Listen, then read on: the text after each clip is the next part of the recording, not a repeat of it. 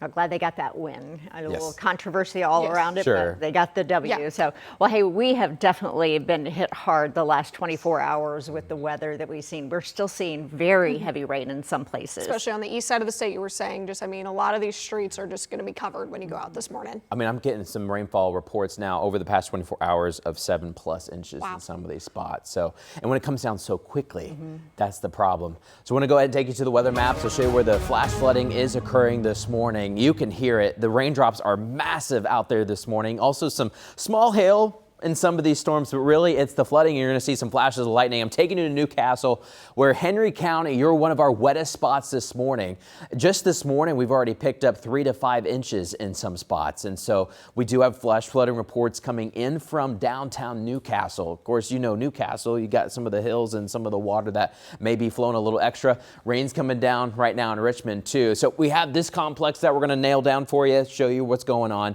But then we have more storms up towards the north and west. This may be around we get late this morning into the afternoon. More on and off rain and storms are possible today. But this morning, the main threat is this flooding concern. And over time, we're starting to see more pop-ups back build to the north and west, feeding more of the downpours that just continue to hit. These red boxes show you flash flood warnings that are in effect with so much heavy rain and also so much lightning too. It is so loud from places like Marion to Muncie. We've had the downpours in Anderson, Newcastle. It won't just stop coming down. Connorsville, Rushville, Greensburg. We also have some heavy rain there in eastern Hancock County and then eastbound to about Cambridge City, Hagerstown, and Centerville. This map shows you the flood alerts. So the kind of pale green color, that shows you the flood watch. That's been extended until midnight tonight.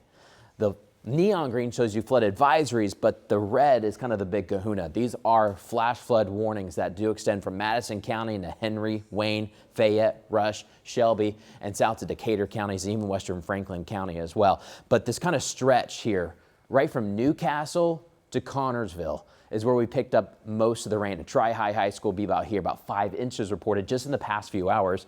Almost 5 inches there in Newcastle, just over 5 inches in the northwest corner of Fayette County. And this is over the past 24 hours. Look at this. We've already picked up 6 to 8 inches in Henry County and parts of Fayette County. But then look up here, just north of Logansport, we picked up almost a foot of water.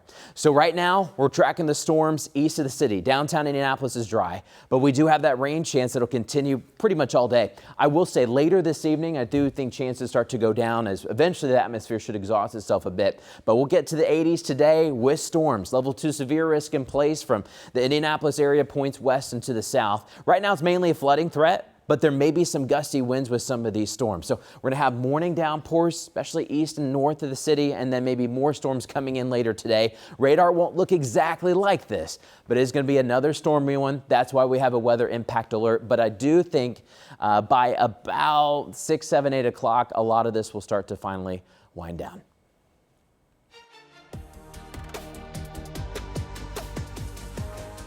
All right, Matt, thanks for that. And the Chicago Bears, they are gearing up for a new season off the field. And